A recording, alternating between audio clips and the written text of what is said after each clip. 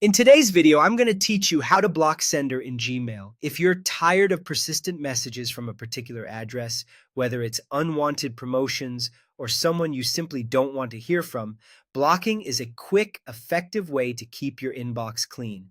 When you block a sender in Gmail, future emails from that address will be routed straight to your spam folder, so you don't have to see them in your inbox anymore. Start by opening Gmail. You can do this on the web in your browser or in the Gmail app on your phone. Make sure you're signed into the account where you're receiving the unwanted messages. Give Gmail a moment to load and then head to your inbox or the folder where the message lives. Next, open the email from the sender you want to block. It's important to open the actual message so Gmail knows exactly which address you're targeting. Take a second to glance at the From line to confirm it's the correct sender. Blocking is tied to that specific email address, not just a display name. With the message open, look to the top right area of the email itself for the three-dot menu. This is the message options menu inside the email, not the menu for your browser or the main Gmail toolbar. Tap or click those three dots to open a list of actions you can take on this message. From that menu, choose Block. You'll see the sender's name or address referenced in that option, which confirms you're applying the block to the right contact.